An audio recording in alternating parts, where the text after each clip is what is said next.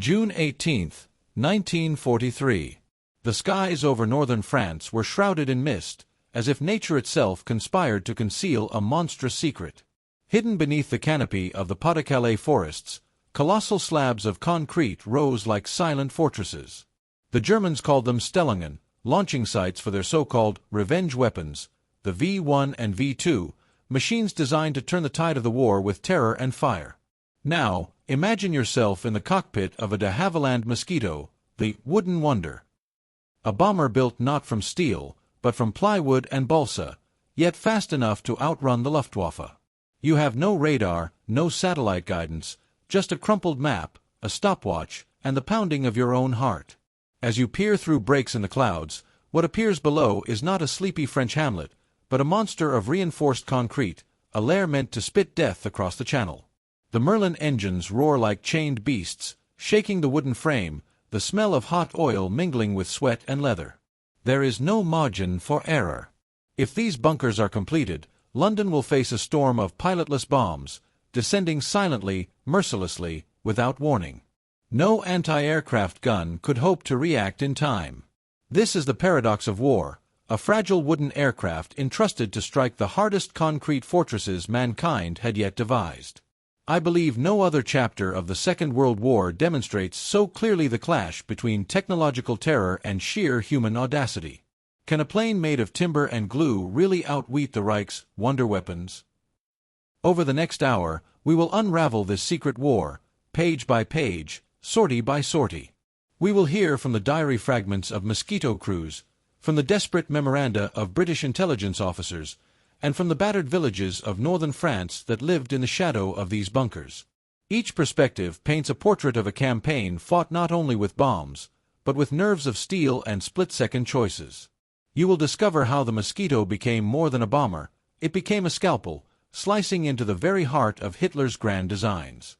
You will see how strategy, engineering, and luck intertwined, and how the myth of invincible German technology met the reality of Allied ingenuity.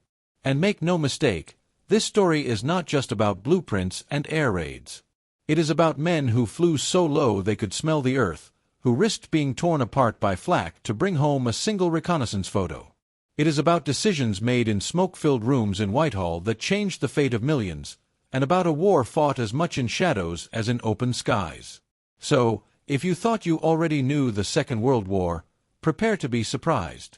This is a story where history reads like a thriller, and every heartbeat counts. Subscribe now to follow this cinematic journey into the hidden war against the V-weapon sites. And tell me in the comments, if you were a Mosquito pilot in 1944, would you dare to fly low over Calais to expose the Reich's secret lairs? The summer of 1943 was not a time of quiet respite for Europe. On the surface, Allied fortunes were beginning to shift. Victories in North Africa, preparations for Sicily, and the slow but steady advance of Soviet forces in the east. Yet beneath this strategic optimism lay a gnawing dread, reports filtering in from occupied France of massive construction projects unlike anything seen before. French civilians spoke of convoys of cement mixers rolling through small villages by night, of railway wagons unloading steel beams under heavy guard, of forests suddenly fenced off and bristling with barbed wire. Rumors spread quickly. Some whispered these were new submarine pens, others, vast bunkers to withstand Allied bombing. A few guessed the truth, that the Reich was preparing a new kind of weapon altogether. By August 1943, British intelligence began piecing together the fragments. Reconnaissance photographs taken by Spitfires revealed peculiar structures in northern France, long ramps, angled towards the English Channel, and strange dome-shaped bunkers. To the analysts in Whitehall, the images were alarming. These were not defensive fortifications. They were launch sites. The Germans had been working in secrecy on what they called Vergeltungswaffen, weapons of vengeance. The V-1 flying bomb, essentially an early cruise missile, was a small pilotless aircraft with a pulse-jet engine, designed to fly across the Channel and crash into London. The V-2 was even more terrifying, a supersonic ballistic missile, impossible to intercept, capable of carrying a ton of explosives. Together, they represented a psychological strategy as much as a military one, to break British morale by raining death on civilians far from the front lines. For Britain, still scarred by the Blitz, the prospect was chilling. Londoners had endured years of night raids, but at least they had warning sirens, searchlights, and the chance, however slim, of spotting enemy bombers. A V-1 or V-2 would give no such mercy. They would arrive out of the night, silent until impact. The urgency of the problem became clear in late 1943. Reports from resistance networks confirmed that German engineers were accelerating their efforts. Massive complexes, some the size of cathedrals, were being built at places like WWII, Wizards, and Siricourt. These were not makeshift field positions. They were reinforced concrete fortresses, walls up to 5 meters thick, roofs designed to withstand the heaviest Allied bombs. And here lay the core dilemma. How could such fortresses be destroyed? Conventional bombing by heavy aircraft like the Lancaster or the Flying Fortress had already proven disappointing against submarine pens. Bombs simply bounced off the thick concrete, leaving little more than scorch marks. New weapons, like the Tallboy earthquake bomb, were still on the drawing board. In Whitehall's smoky war rooms, the debates were heated. Should the Allies divert scarce bombers from strategic campaigns in Germany to attack these sites? Should they risk fighters in daylight raids against heavily defended targets? Or should they attempt something even more audacious, low-level precision strikes with smaller, faster aircraft that could slip past flak and deliver pinpoint blows before the bunkers were operational? That last option brought one aircraft into the spotlight, the de Havilland Mosquito. Nicknamed the Wooden Wonder, the Mosquito was an anomaly of the war, a twin-engine bomber made almost entirely of wood, designed initially to be fast enough to avoid combat altogether. Without heavy defensive guns, it relied on speed, agility, and surprise. It was already proving itself as a pathfinder, a photo-reconnaissance aircraft, and even a bomber for precision raids like the famous strike on the Gestapo headquarters in Oslo. To intelligence officers and air planners, the Mosquito seemed tailor-made for this peculiar challenge. It could fly low, hug the terrain, and strike before German defenses had time to react. Most importantly, it could return with photographic evidence, vital proof of what the Germans were building and whether Allied raids had succeeded. Yet the stakes were staggering. If the Mosquitoes failed to locate and cripple these sites before they became operational, London and southern England could face devastation on a scale even greater than the Blitz. One British analyst put it starkly, "We may win the war in Berlin, but we could lose it in London." The problem, then, was not just technical, it was existential. The Allies had to act before time ran out. The challenge was not only to find the sites hidden under camouflage nets and thick forests, but to devise a way to destroy them before they unleashed terror across the Channel. It is here that the story shifts from maps and intelligence reports to the men who flew the missions. For the Mosquito crews, each sortie meant threading the needle between flak batteries, Messerschmitt patrols, and the ever-present risk of mechanical failure. Each mission carried not just the weight of survival, but the burden of preventing catastrophe for millions of civilians at home. And thus, in the cold winter of 1943-44, the stage was set for one of the most unusual and daring aerial campaigns of the war, the hunt for Hitler's secret weapon sites, where wood and speed would be pitted against concrete and vengeance. The central problem confronting the Allies in late 1943 was stark and chilling. Germany had developed weapons that existing defenses could neither anticipate nor stop. The V-1 flying bomb and the V-2 rocket represented not just incremental advances in technology but a profound shift in the nature of warfare. They threatened to bypass the very notion of an aerial duel or defensive interception, striking cities directly from hidden bunkers in northern France. The question was not merely how to fight them, it was whether they could be fought at all. To understand the depth of the challenge, one must first picture the weapons themselves. The V-1, codenamed Doodlebug by British civilians for the buzzing pulse of its engine, was in essence a crude cruise missile. Measuring about 8 meters long, with stubby wings and a pulse jet mounted above the fuselage, it carried an 850-kilogram warhead. Its range, roughly 150 miles, was sufficient to cross the Channel with ease. The terrifying aspect of the V-1 was its simplicity. Launched from a ramp angled toward London, it required no pilot, no complex guidance. It flew until the fuel ran out, then plunged into whatever lay below. Unlike bomber formations, it could not be diverted by weather, fatigue, or morale. The V-2 was an even darker revelation. A ballistic missile more than 14 meters high, fueled by liquid oxygen and alcohol, it could soar above the stratosphere before descending at supersonic speed. Carrying a 1-ton warhead, it struck without warning. There was no engine drone to alert civilians, no siren to provide seconds of cover. The blast came first, the sound after. Winston Churchill would later admit that the V-2 was the most fearful weapon of all. Against such machines, conventional defenses seemed laughable. Anti-aircraft guns could shoot at bombers, radar could track incoming formations. But how to stop a missile traveling faster than sound? How to prevent hundreds of pilotless bombs from streaming across the channel night after night? The only answer was to strike the launch sites before they became fully operational. And here lay the Allied dilemma. The Germans had not built makeshift positions.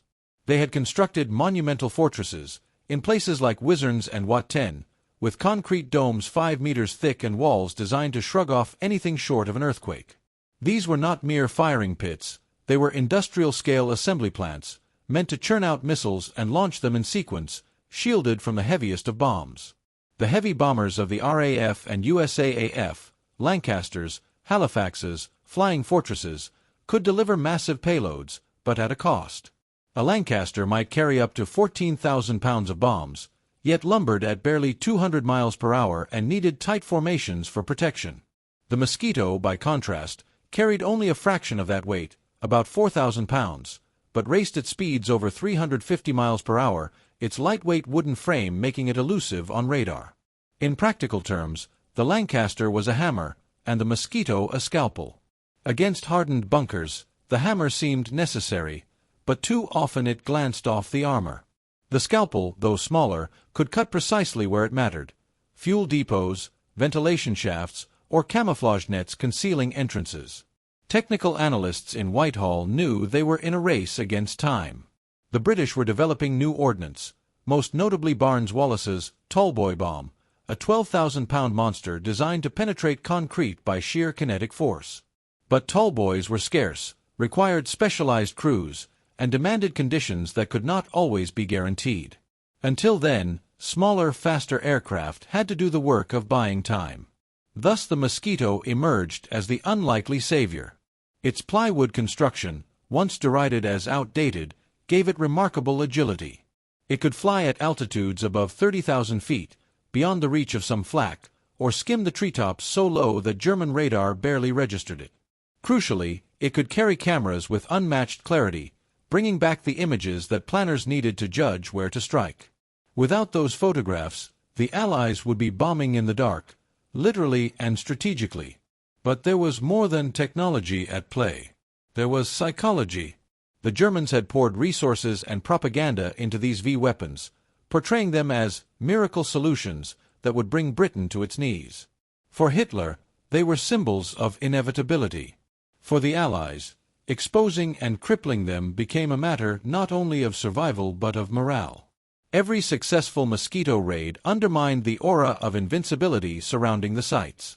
Every reconnaissance photo that revealed a crack in the Reich's armor was a blow to German prestige. The technical challenges, however, were immense. The pulse-jet engine of the V-1 left distinct signatures: long ramps, fuel storage tanks, and launch rails nearly 50 meters long. These were difficult to camouflage but equally difficult to destroy completely. A single missed bomb could leave the site intact, ready to launch again within days. The V-2 sites were even harder: vertical bunkers, thick domes, internal fueling systems shielded deep underground. To destroy them outright seemed impossible.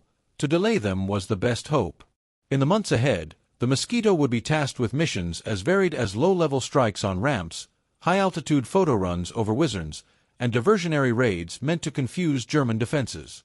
Each sortie was a blend of technical calculation and human nerve, a dance of wood and fire against steel and concrete. If the V-1 represented brute persistence, cheap to produce, fired in salvos to overwhelm, the V-2 represented the future of warfare. Engineers under Wernher von Braun had created a weapon that married mathematics, chemistry, and terror. It climbed nearly 90 kilometers into the edge of space, then plummeted at Mach 3, guided by gyroscopes rather than pilots. For British civilians, there was no defense. One could only hope not to be standing where it landed. That psychological inevitability was precisely the effect the Reich intended. Yet the irony was clear to Allied planners. The more advanced the weapon, the more fragile its logistics. A V-2 site required tons of liquid oxygen stored in tanks, delicate fueling procedures, and infrastructure shielded from air raids. The very complexity of the system became its weakness. Unlike the V-1 ramps that could be rebuilt in days, the V-2 bunkers were giant fixed targets. If they could be located early enough, they could be disrupted, if not destroyed outright, by relentless precision raids. This was where the Mosquito excelled. Its reconnaissance variants carried cameras that could capture detail down to the angle of a rail or the shadow of a dome. Crews flew perilously low, sometimes under 200 feet, banking over villages while flak guns barked from church towers. Pilots later recalled seeing German soldiers scatter below, some firing rifles upward in desperation, while their cameras clicked away. Every photograph was a fragment of the larger puzzle. Fuel lines traced here, camouflage nets shifted there, a new ramp suddenly visible where none had been before. From these photos, analysts in London built target dossiers. They debated which parts of the complex to hit first: fuel storage, electrical substations, or entrances. There was never consensus. Some argued for trying to crack the domes directly, others for striking the softer infrastructure around them. In practice, the Mosquitoes often went for opportunity. Whatever target could be reached and bombed with minimal loss. The contrast with heavy bombers was stark. When Lancasters struck a V-site, the ground shook for miles, but the results were often disappointing. Crews dropped hundreds of tons of bombs, yet reconnaissance flights later showed the concrete domes still intact, sometimes scarred but operational. By comparison, a Mosquito raid might drop only a few bombs, but placed with precision, they could rupture a fuel line or collapse an entrance tunnel, delaying operations for weeks. In purely material terms, the numbers seemed lopsided. But war is not only measured in tons of explosives, it is measured in time gained, morale preserved, and enemy timetables disrupted. A British Air Staff report from late 1943 made the case bluntly: "We cannot annihilate these fortresses, but we may hobble them long enough to blunt their impact." The Mosquito became the weapon of that hobbling strategy. Its very survival often depended on nerve, pilots flying through walls of tracer fire, bomb aimers releasing at altitudes so low they could read road signs, navigators timing runs to the second. Technical comparisons made in Whitehall revealed the paradox vividly. A Lancaster cruising at 200 miles per hour over France was a lumbering giant, often intercepted by fighters before reaching target. A Mosquito, by contrast, could push over 360 miles per hour, sometimes even faster in a dive, making it almost impossible for German fighters to catch once the attack run was complete. True, it carried only about a quarter of the bomb load, but its survivability was significantly higher. Statistically, Mosquito crews faced lower casualty rates than any other RAF bomber unit, a testament to speed as armor. Still, the technical brilliance of the Mosquito could not erase the fundamental problem. The Allies were racing against German engineering. Intelligence estimated that if the launch sites became fully operational by early 1944, London could face thousands of flying bombs before the invasion of Normandy. The strategic stakes were enormous. Not only could civilian morale collapse, but Allied ports and staging areas in southern England, vital for D-Day, could be crippled. Thus the problem was defined. A fragile, fast wooden aircraft had to locate and disrupt massive concrete fortresses designed to withstand the heaviest weapons of the age. It was a contest that defied logic, yet it was the only viable course. The British knew the risks.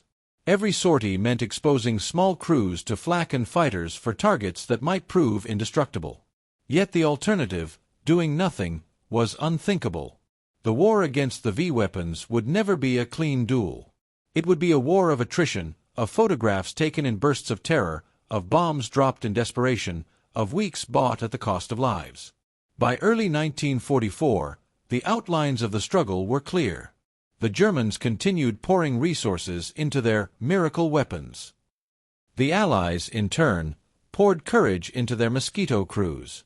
What followed was not a single decisive battle but a campaign, a relentless, grinding effort to hold back a storm long enough to change the course of the war. And so, the stage was set, fragile wood against armored concrete, a handful of men against the machinery of terror, speed against vengeance. The outcome would not be decided in one raid, but in dozens, each a gamble played out across the gray skies of occupied France. The first true tests came in the waning months of 1943. British intelligence, armed with the painstaking reconnaissance of Mosquito flights, had mapped several suspicious sites in northern France. Among them, the looming structures at WWII and Wizards stood out. To the untrained eye, they looked like sprawling quarries, heaps of concrete and steel half buried in the earth. To the analysts in Whitehall, however, they were unmistakably launch facilities. The scale was staggering, domes thick enough to defy conventional bombing, tunnels driven deep into chalk hills, ramps stretching toward the channel like spear points aimed at London. Mosquito squadrons were dispatched first not as bombers but as photographers. Their task was to bring back the evidence no other aircraft could secure. Pilots flew alone or in pairs, skimming low across the French countryside, cameras mounted in their fuselages clicking at precise intervals. One crew recalled diving so low over Wizards that they saw German workers scatter from scaffolding, some waving fists at the intruding aircraft, others simply frozen in astonishment. The photographs they carried back revealed details that electrified intelligence officers: the curvature of the dome, the scale of the concrete pores, the pattern of rail spurs feeding into the site. From these images, the urgency became clear. The Allies launched their first attacks.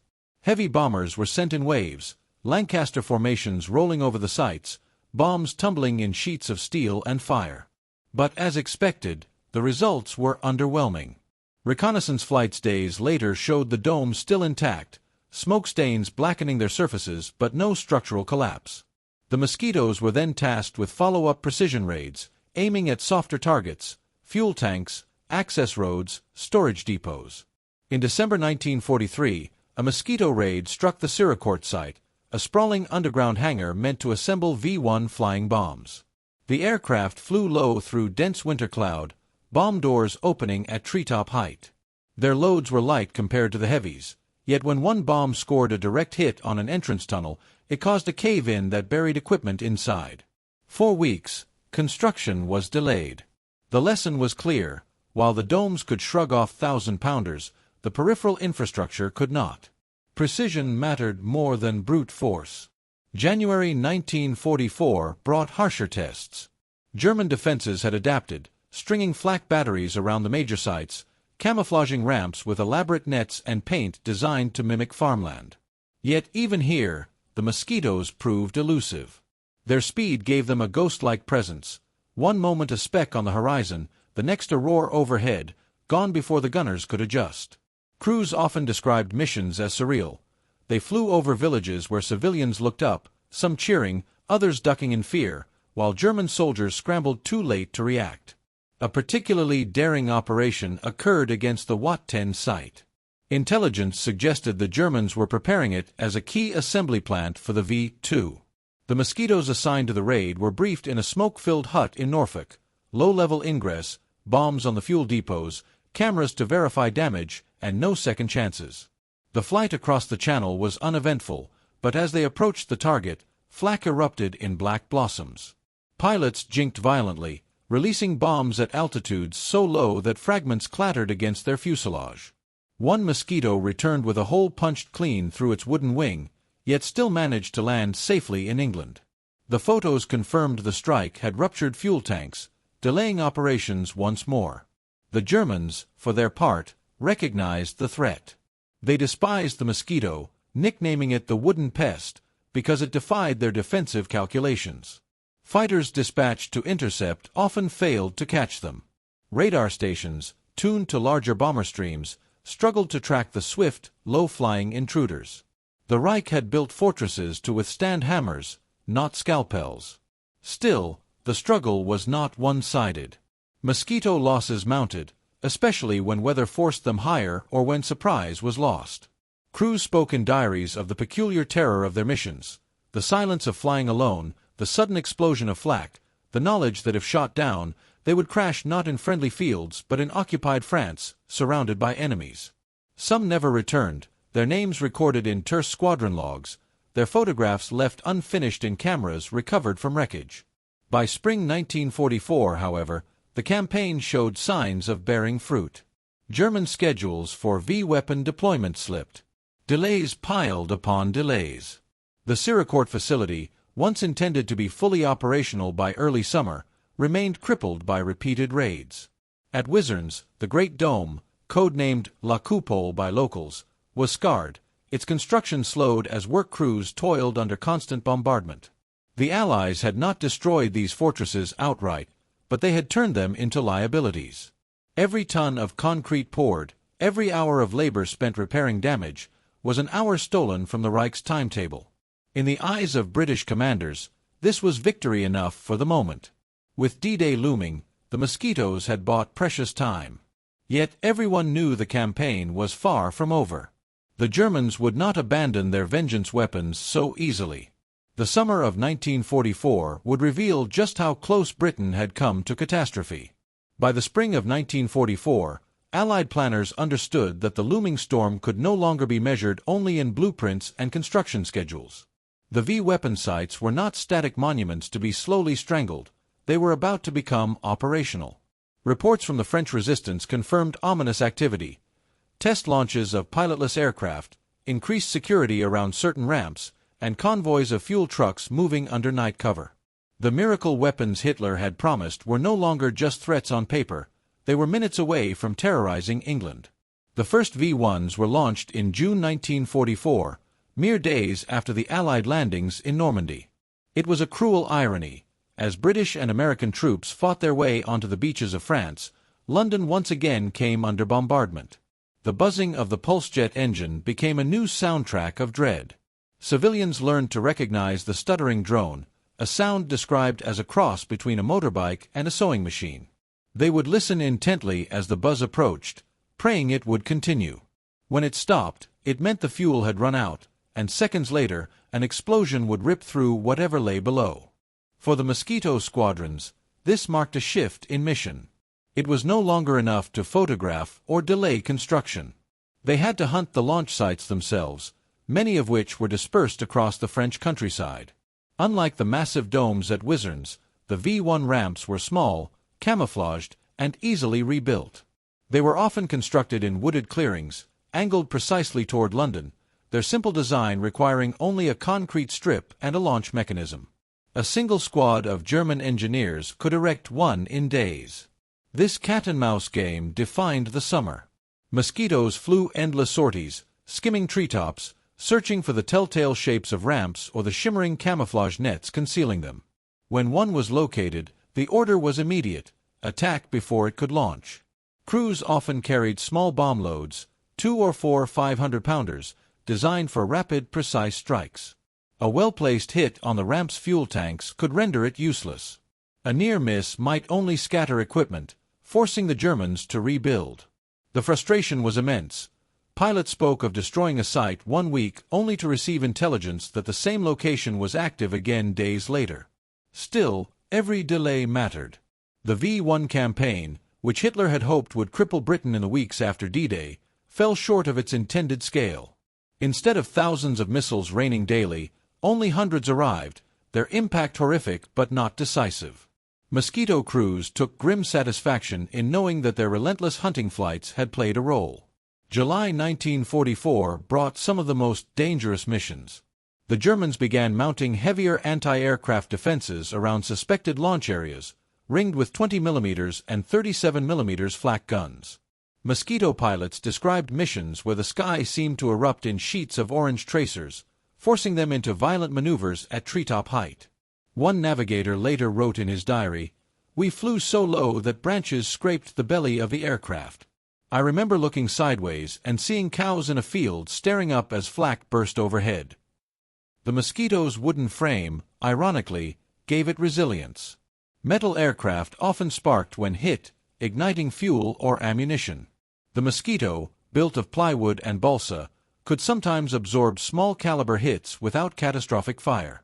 There are accounts of crews returning with wings patched crudely with canvas and dope, the scars of near disaster visible to anyone who inspected them. As the campaign intensified, Mosquitoes were also tasked with night intruder missions, patrolling the skies over northern France, seeking out V-1s in flight. Though Spitfires and Tempests bore the brunt of this interception role, Mosquitoes equipped with radar played a crucial supporting part. Their role was to vector fighters onto incoming targets, or in some cases, to engage the flying bombs themselves. The sight of a Mosquito diving on a buzzing V-1, guns blazing, became a symbol of Britain's defiance in the face of Hitler's robot bombs. The cost, however, was high. Not every sortie ended with triumphant photographs or fiery explosions on enemy soil. Some Mosquitoes simply did not return. Squadron records for July and August 1944 read like grim ledgers, failed to return from operations. Presumed lost over Pas-de-Calais. Families back home received telegrams, the blunt language of sacrifice delivered in cold print. And yet, the tide was turning. Allied armies were pushing inland from Normandy, threatening the very regions where the V-weapon sites had been concentrated. Each mile gained on the ground brought the front closer to the bunkers and ramps the Mosquitoes had been harassing from the air. By August, as Paris was liberated, many of the fixed sites were either abandoned or destroyed, their grand concrete domes left as hollow shells. Still, the menace had not ended. The V-2 rockets, less reliant on exposed ramps, were beginning to take over the role of terrorizing Britain. Unlike the V-1s, they could not be intercepted. For the Mosquito crews, the mission shifted yet again. They would be sent deeper into occupied territory, to photograph, harass, and disrupt any sign of V-2 launch activity. The battles of summer 1944 had been a grim contest of persistence. The battles of late 1944 would be darker still. The autumn of 1944 opened a new and more sinister chapter. With the liberation of northern France, the threat from V-1 ramps diminished. But the Germans had shifted their focus. From wooded clearings in the Netherlands and makeshift launch pads hidden in orchards, the first V-2 rockets began their terrible arcs toward London and Antwerp. Unlike the buzzing V-1s, these missiles gave no warning. They fell from the stratosphere at supersonic speed, detonating with a thunderclap that arrived after the explosion itself. Civilians called them vengeance lightning. For the Allies, the challenge was unprecedented. One could not shoot down a V-2. There were no contrails to follow, no engine drone to hear, no seconds of forewarning. The only possible defense was to prevent them from being launched at all.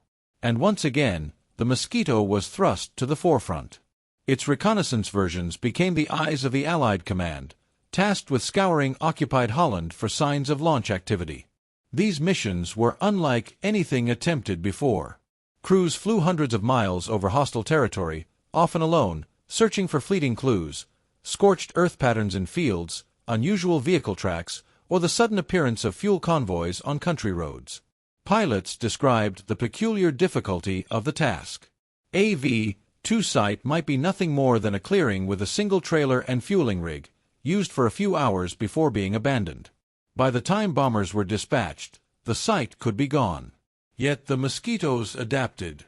Their cameras, capable of capturing wide swaths of terrain in razor detail, became weapons in their own right. Analysts back in England pored over prints with magnifying glasses, looking for shadows that betrayed a launch gantry or the shape of a rocket lying on its side. This detective work, tedious and endless, was essential. Without it, the Allies would have been blind to the threat. At the same time, Mosquito squadrons undertook harassment raids. When intelligence identified a suspected V-2 preparation zone, small formations would swoop in at dawn or dusk, dropping bombs on convoys, depots, or suspected launch pads. Rarely could they claim a direct hit on a rocket itself. These were too mobile, too fleeting. But by striking the infrastructure, fuel trucks, supply dumps, roads, they slowed the tempo of launches. Each delay, each disrupted convoy, was another reprieve for Londoners and for the soldiers pouring through the ports of Antwerp. The danger for Mosquito crews grew heavier. The Germans had concentrated flak around potential launch zones, anticipating Allied air patrols. Crews reported skies so thick with bursts that the daylight seemed to darken. One pilot compared it to flying through a storm of black snow. Another navigator recalled how his pilot rolled the aircraft at treetop height to avoid tracers, the wings nearly brushing the hedgerows of Dutch farms. The Mosquito's speed saved many lives, but not all. Several were torn apart in midair, their wooden fragments raining down on fields below. In October 1944, a particularly notable mission took place. Intelligence pointed to a cluster of V-2 operations near The Hague. Mosquito squadrons were dispatched for both reconnaissance and strike. The photographs they brought back confirmed multiple mobile launchers concealed along roadsides. Bomber Command launched follow-up raids, flattening nearby areas in an attempt to suppress activity. Yet within days, rockets were flying again. The Mosquito crews knew this bitter truth. No matter how many sorties they flew, they could only ever disrupt, never fully prevent. And yet disruption had value. German launch crews operated under constant pressure, never sure when a low-flying intruder would roar overhead. Civilians in occupied Holland remembered the strange duality. One day German troops laboring in fields to erect rockets, the next day mosquitoes diving out of nowhere, scattering men and machinery alike. In this way, the wooden aircraft became a phantom of dread, not just for the Germans under its bombs, but for the civilians forced to live among them. As winter closed in, the V-2 bombardment intensified. London suffered hundreds of impacts, Antwerp even more, as the Germans sought to cripple the crucial port through which Allied supplies flowed. The Mosquito crews bore the psychological weight of this campaign. They knew that despite their efforts, rockets still fell, families still died. Pilots spoke of the helplessness of bringing back photos of scorched craters in English streets, knowing their reconnaissance had not been fast enough. Yet commanders emphasized the broader view. Without the Mosquitoes, the bombardment might have been worse. Each sortie yielded intelligence that guided broader bombing campaigns. Each raid forced the Germans to expend precious fuel and labor on repairs. In a war of attrition, even marginal advantages mattered. By December 1944, with the Ardennes offensive raging, the Mosquitoes flew almost daily over the Low Countries, juggling missions between supporting ground troops and continuing the shadow war against the rockets. Their dual role, scalpel in the skies, sentinel against vengeance weapons, was never more evident. The struggle against the V-2s was one the Allies could not decisively win from the air. Only the advance of ground forces into Holland and Germany would silence the rockets for good. But until that day came, the Mosquito crews carried on, a blend of courage and futility, their wooden frames slicing through winter skies heavy with smoke and snow. By the opening months of 1945, the Reich was collapsing under the weight of Allied offensives. Yet even in its death throes, Germany continued to hurl V-weapons across the Channel and into liberated Europe. London and Antwerp remained under fire, though the pace had slowed. For Mosquito crews, this final phase was both the most exhausting and the most poignant. They had spent more than a year in a relentless duel against weapons that seemed to belong to another age, and the end was finally in sight. January brought some of the harshest missions. Winter weather cloaked Europe in fog and snow, reducing visibility and making low-level flights treacherous. Yet the orders did not relent. Intelligence pointed to launch zones in the Netherlands and to storage depots further east in Germany. Mosquito squadrons pressed on, flying alone or in pairs, sometimes with nothing more than a compass bearing and a vague report from the resistance to guide them. Crews spoke later of the eerie stillness over frozen fields, broken suddenly by the bark of flak or the flash of tracers in the mist. In these final months, the Germans relied increasingly on mobility. V-2s were rolled out on trailers, fueled hastily, and fired before Allied aircraft could intervene. This forced the Mosquito into a new role, shadowing roads, harassing convoys, and striking wherever opportunity appeared. One squadron diary records a mission in which crews strafed a column of trucks, igniting a spectacular chain of explosions that suggested volatile rocket fuel was aboard. The photographs confirmed what the pilots already suspected.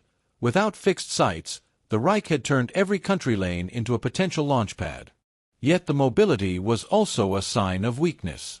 The great domes and bunkers, monuments to Hitler's faith in concrete, now lay abandoned or crippled.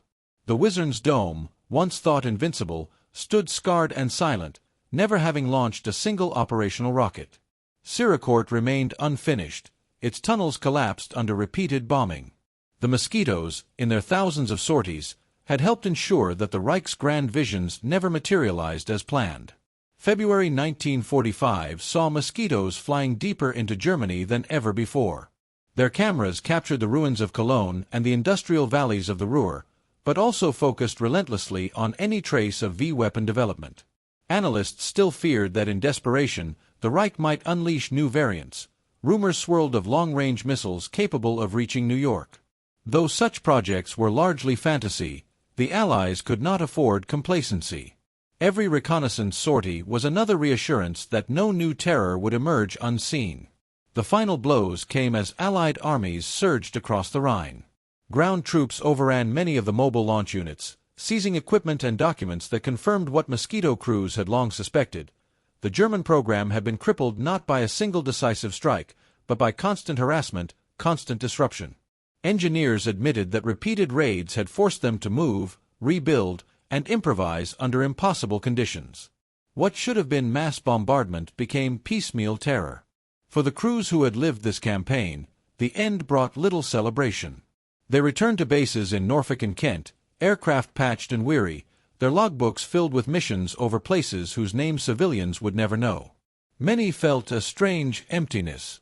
They had risked everything to prevent destruction, yet London and Antwerp still bore the scars of rockets that no aircraft could stop. The sense of achievement was tempered by grief for comrades who never returned. Yet in retrospect, the significance was undeniable. The Mosquito had proven that speed, agility, and precision could blunt even the most formidable threats. Its wooden frame, so often mocked, had outwitted the might of German engineering. It had photographed, harassed, and struck with a persistence that heavy bombers alone could not match. The V-weapon sites became monuments not to vengeance, but to futility, a testament to how Allied ingenuity could unravel even the most ambitious plans. As Germany collapsed in April and May 1945, the V-weapons fell silent. The war in Europe ended with cities battered but not broken, and with the Mosquito's reputation secured as one of the most remarkable aircraft of the conflict. Its role in the shadow war against the V-sites was less glamorous than great battles or dramatic dogfights, but no less vital. In the quiet photographs of scarred domes and ruined ramps lies the evidence of its success. Looking back, one is struck by the contrasts. The Germans built with concrete, massive and immovable. The British fought back with wood, fragile yet swift. One sought permanence, the other relied on impermanence. In the end, the wood proved stronger, not by smashing the concrete, but by outlasting it. Thus ended the long campaign of the Mosquito against the V-weapons, a campaign waged in silence, in shadows, and in speed. It was not a victory of annihilation, but of erosion. And in war, sometimes erosion is enough. The struggle over the V-weapon sites was more than a contest of bombs and bunkers. It was a clash of philosophies, strategies, and assumptions. In hindsight, it reveals not only technical brilliance but also misjudgments on both sides, errors that shaped the tempo of the campaign and its human cost. The Germans, first of all, believed too much in concrete. Hitler and his engineers placed extraordinary faith in colossal fortresses like Wizards and Wat 10. Their thinking was simple. If the Allies could not crack submarine pens, then surely they could not shatter 5-meter-thick domes. From an engineering standpoint, the confidence was not misplaced. Standard bombs did little more than chip the surface, and even the heaviest loads of a Lancaster raid often left the bunkers intact. Yet the very size of these projects became their downfall. A dome that took months to pour and tens of thousands of tons of cement could not be hidden. Mosquito reconnaissance flights found them again and again, photographing every stage of construction. In the end, the Allies did not have to destroy these fortresses. They only had to harass them until they became useless monuments. In contrast, the Germans underestimated flexibility. The V-1 ramps, far smaller and easier to camouflage, posed a more persistent problem. Here they showed adaptability, dispersing hundreds of sites across northern France. But even then, their persistence had limits. Resistance networks betrayed locations, Mosquito squadrons flew near constant patrols, and heavy bombers carpeted suspected areas. The Germans never achieved the saturation bombardment they envisioned. Their mistake lay not in the concept but in execution. They underestimated the sheer reach of Allied air power and the relentlessness with which even small ramps could be hunted down. The Allies, too, carried their share of misjudgments. In 1943, many in Bomber Command clung to the belief that mass raids by Lancasters could bludgeon the V-sites into rubble. Thousands of tons of bombs were dropped on Siricourt, Wizards, and Wat 10. The images brought back by Mosquitoes told the bitter truth. The domes still stood, their walls unbroken. The only visible results were cratered villages and civilian casualties. It was a painful lesson that not all targets could be destroyed by weight alone, and that precision sometimes mattered more than tonnage. The contrast between the Lancaster and the Mosquito illustrates this point. A Lancaster lumbered at 200 miles per hour, carrying 14,000 pounds of bombs. A Mosquito carried only 4,000, yet flew at 360 miles per hour and could place its load with startling accuracy. The Lancaster was a hammer, the Mosquito a scalpel. In theory, the hammer should have shattered the bunkers, but in practice, the scalpel achieved more by cutting into their vital arteries, fuel depots, entrances, and roads. Allied reliance on heavy bombers in the early phase wasted resources and lives. Only gradually did commanders accept that smaller, faster aircraft could do the job better. Another Allied miscalculation lay in optimism. Intelligence repeatedly underestimated the scale of German determination to push the V weapons forward. Analysts hoped that by spring 1944 the sites would still be incomplete, giving the Allies breathing room for D-Day. Yet by June, the first V-1s were already streaking toward London. The Mosquito squadrons had bought time, but not enough to prevent the terror entirely. Families in South London, Chiswick, and Croydon paid the price of those misjudgments in shattered homes and lost lives. Still, in fairness, the Allies achieved what mattered most. They prevented the weapons from reaching decisive scale. By dispersing German labor, by forcing constant repair, and by delaying completion of the great bunkers, the Mosquitoes ensured that Hitler's vengeance was more nuisance than knockout. In this sense, Allied mistakes were costly but not fatal. Perhaps the most profound contrast was psychological. The Germans sought certainty through engineering, thicker walls, heavier domes, bigger projects. The Allies relied on agility and improvisation, wooden aircraft, photo reconnaissance, harassment raids. The Germans measured progress in cubic meters of concrete poured, the Allies in photographs captured and sorties flown. Each side revealed its mindset, one rigid, the other adaptive. And yet, mistakes were not confined to strategies and structures. They lived in the human dimension. Allied crews sometimes underestimated flak concentrations, paying with lives. German launch crews over-relied on secrecy, ignoring the resilience of local resistance networks that passed information to London almost as quickly as ramps were built. In both cases, assumptions proved deadly. There were also lessons in technology. The V-1, with its crude pulse jet and simple guidance, was cheap but inaccurate. Thousands fell in fields or rivers, sparing cities by chance. The V-2, technologically dazzling, was cripplingly expensive and resource-hungry. Each rocket required alcohol distilled in industrial quantities, liquid oxygen stored in fragile tanks, and specialized crews. Strategically, the program drained resources that might have strengthened Germany's defense against the Allied invasion. In a bitter irony, Hitler's obsession with vengeance weapons may have accelerated his defeat. In Britain, meanwhile, the Mosquito program revealed the strength of lateral thinking. Built of wood to save metal, dismissed initially as an eccentricity, it became one of the most versatile aircraft of the war. In the battle against the V-sites, its strengths, speed, precision, and resilience mattered more than brute force. Had the Allies clung longer to heavy bomber orthodoxy, the V-weapons might have caused far greater devastation. In the end, the mistakes of both sides converged. The Germans wasted concrete and labor on fortresses that never fired. The Allies wasted bombs and lives on attempts to shatter the unshatterable. But the Mosquito crews, operating in the space between these errors, carved out effectiveness. Their raids did not erase the V-weapon threat, but they eroded it, mission by mission. And erosion was enough. The battle of wood against concrete, of speed against weight, was not won cleanly. It was muddied with errors, stained with blood, and haunted by civilian losses. Yet it demonstrated a truth that still resonates. Wars are not decided solely by who builds the strongest walls, but by who adapts fastest to strike at their weaknesses. When the guns fell silent in May 1945, Europe stood amid ruins. Cities lay in rubble, millions were displaced, and the shadow of the V weapons lingered long after the Reich's surrender. Though the V1 and V2 campaigns had failed to alter the war's outcome, their echoes reverberated through strategy, technology, and memory for decades to come.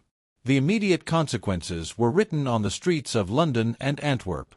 Tens of thousands of homes were destroyed or damaged, families scattered, entire neighborhoods reshaped by explosions from weapons that no defense could intercept. In Britain, the psychological toll was immense. The Blitz had taught civilians to listen for air raid sirens, to find comfort in shelters, to brace for the wail of engines. The V weapons stripped even that fragile shield away. No siren warned of AV-2. No shelter could guarantee safety. The sense of helplessness, of waiting for an impact that arrived without sound, left scars that lasted long after rebuilding began. Survivors recalled decades later that they never lost the habit of flinching at sudden noises or looking skyward at the sound of engines. Militarily, the campaign forced the Allies to rethink the very definition of air defense. Radar, so decisive during the Battle of Britain, was powerless against supersonic rockets.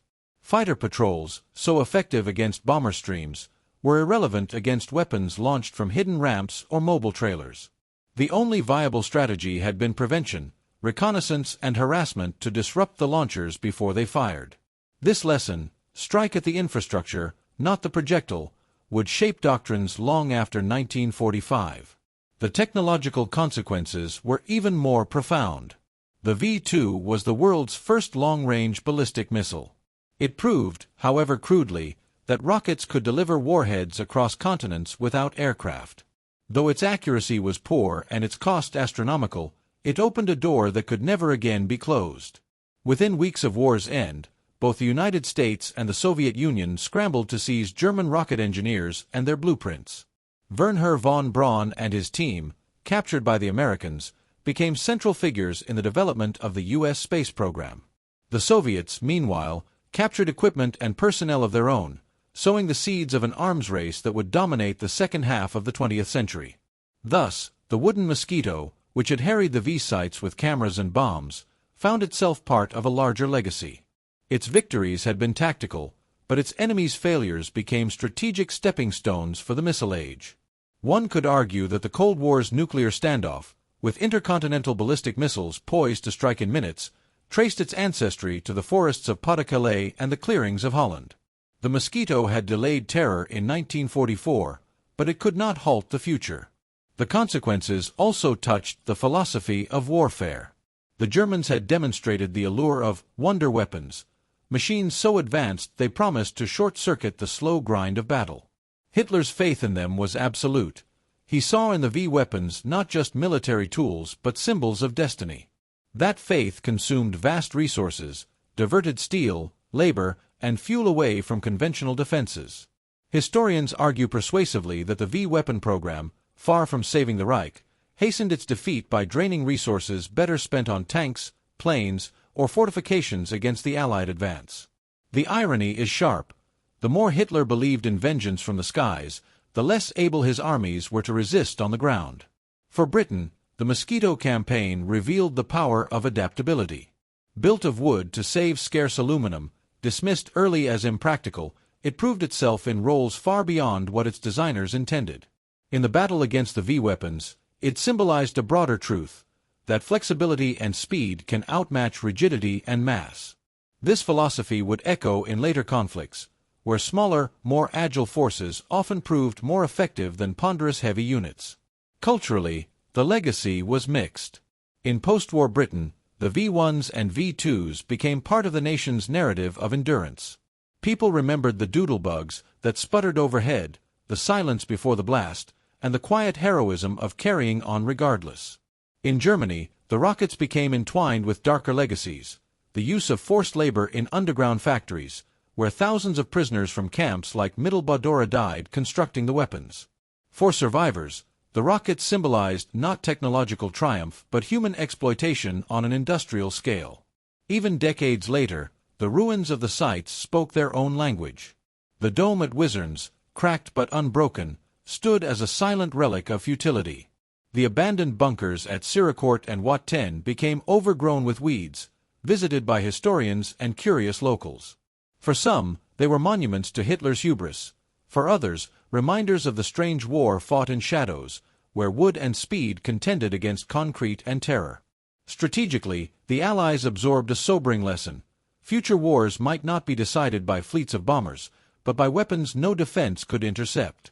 In the late 1940s and 1950s, as missile technology advanced, air defense systems were reimagined. Radar networks expanded, jet interceptors were designed to respond faster, and early warning doctrines took shape. The fear was simple, that the next war would not wait for armies to clash, but would begin with rockets raining on cities. The shadow of the V-2 shaped that fear. Finally, the legacy was personal. For the Mosquito crews, the campaign left memories etched as deeply as bomb craters. Many spoke little of their missions in later years, but when they did, their words carried a blend of pride and melancholy. They had fought a war of shadows, often unheralded, often invisible to the public. Their victories were measured not in headlines but in days of reprieve bought for cities, in delays imposed on the enemy's timetable. For them, the greatest consequence was knowing that their speed and nerve had spared thousands, even if they could not save all. In the balance of history, the V weapons failed to change the war. Yet their echoes shaped the peace that followed. They ushered in the missile age, exposed the folly of wonder weapons, and revealed the resilience of adaptability. They left behind ruins of concrete and memories of fear. And they ensured that the Mosquito, the wooden wonder, would be remembered not just as a remarkable aircraft, but as a symbol of how ingenuity can hold back terror, if only long enough for victory to come. In the end, the campaign against the V weapons was not a story of total destruction or perfect triumph. It was a story of resistance, of ingenuity, of fragile machines flying against impossible odds to hold back a tide of terror. The Mosquito did not erase the V-1 or V-2 from history. Rockets still fell, lives were still lost, cities still scarred. But the Mosquito bought time, precious weeks and months that allowed the Allies to land in Normandy, to push across France, and to bring the war to its closing act. The lessons resonate even now. First, that overwhelming force is not always the answer. The Lancaster and Halifax could drop mountains of explosives, yet the concrete domes stood unbroken. The Mosquito, carrying far less, achieved far more by striking where it mattered most. In war, as in life, precision can outweigh weight, speed can trump size, and flexibility can unravel even the strongest walls. Second, the story underscores the danger of believing in miracles. Hitler placed faith in weapons that could not change his fate, draining resources into projects that were doomed to futility. Leaders who believe technology alone can guarantee victory often blind themselves to reality. The Mosquito's campaign is a reminder that no machine, however advanced, is immune to human determination and clever adaptation. Third, there is a human lesson. The men who flew the Mosquito were not superheroes. They were young, often in their 20s, flying into flak storms with nothing but wooden wings between them and oblivion. They returned to bases in Norfolk and Kent, exhausted, carrying photographs and damage reports instead of medals. Their courage was quiet, their victories measured in hours of reprieve for civilians who would never know their names. Their story deserves not just to be remembered but to be told again and again. And perhaps that is why this history matters today. Because it was never just about wood versus concrete, or bombs versus rockets. It was about people, engineers who dared to design something unconventional, pilots who risked their lives in fragile machines, civilians who endured terror with resilience, and even opponents who clung to faith in concrete domes as salvation. The campaign against the V weapons was a microcosm of the war itself, a clash of will, technology, and belief. As you reflect on this journey, on the roar of Merlin engines, the crack of flak, the eerie silence before a V-2's impact, remember that history does not only live in textbooks. It lives in choices, in risks taken, in missions flown at dawn when the odds were slim. And it lives in lessons that still echo: adapt quickly, think laterally, never put blind faith in walls or wonder weapons. If you found this story as compelling as I did, then stay with us. Subscribe to this channel for more cinematic journeys into the hidden corners of history. Each video is not just a retelling of battles, but an attempt to bring you into the cockpit, into the war room, into the lives of those who face decisions that shape the world. And if you've ever wondered, what would I have done had I been there? Then these stories are for you. In the comments, I want to hear from you. If you were in the cockpit of a Mosquito in 1944, flying low over Pas-de-Calais to photograph a V-weapon sight bristling with flak, would you have dared to press on? Or would you have turned back, hoping someone else would take your place?